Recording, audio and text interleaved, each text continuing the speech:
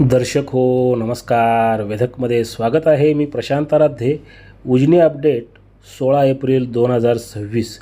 दुपारची स्थिती. उजनी धरण हे उपयुक्त पाणी पातळीमध्ये 29.99% अशा भरलेल्या स्थितीमध्ये आहे आणि मागच्या वर्षीपेक्षा जवळपास 25% पाणी हे धरणामध्ये जास्त आहे. मागील वर्षी याच तारखेला 16 तारखेला 2025ला धरण हे 3.56% अशा स्थितीमध्ये होतं, तर यंदा ते जवळपास 30% भरलेलं आहे. दरम्यान धरणामधून भीमा नदीच्या पात्रामध्ये पाणी सोडलं जावं अशी मागणी सध्या वाढते आहे, कारण नदीचं पात्र कोरडं पडलं आहे. दुसरीकडं कॅनॉल सुरू आहेत.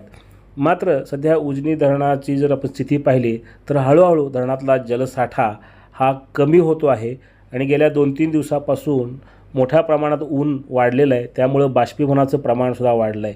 मागील 24 तासात जवळपास 1.38 दशलक्ष घनमीटर इतक्या पाण्याचं बाष्पीभवन हे नोंदलं गेलेलं आहे आणि कालही याहून अधिक म्हणजे जवळपास 1.36 दशलक्ष घनमीटर इतकं बाष्पीभवन हे नोंदलं गेलं होतं.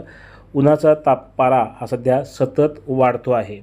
उजनी धरणात सध्या एकूण पाणी साठा जो आहे तो सध्या 79.72 TMC आहे. त्यातलं उपयुक्त पाणी हे 16 TMC इतकं आहे आणि धरणामधून सध्या सीना-माढा योजनेकरता 270, दहेगावकरता 80, भीमा सीना जोड कालव्याकरता 880 आणि मुख्य कालव्यामध्ये 2860 क्युसेकनं पाणी हे सोडलं जात आहे. म्हणजे कॅनॉल आणि अन्य ज्या योजना आहेत याकरता पाणी हे सोडण्यात येत आहे.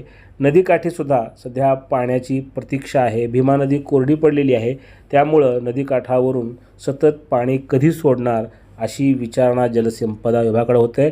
आणि यंदाच्या वर्षी जो पावसाळा येणार आहे जूनमध्ये, तेव्हा पाऊस कमी प्रमाणात पडेल असा हवामान खात्याचा अंदाज आहे. परवाच IMDनी आपला अंदाज व्यक्त केला आहे. त्यामध्ये 90 ते 92% पाऊस हा यावर्षी पडू शकतो असा अंदाज व्यक्त करण्यात आला आहे. त्याच्यामुळं उजनीमध्ये जो पाणी साठा आहे तो काटकसरीनं आणि जपून वापरला जातो आहे.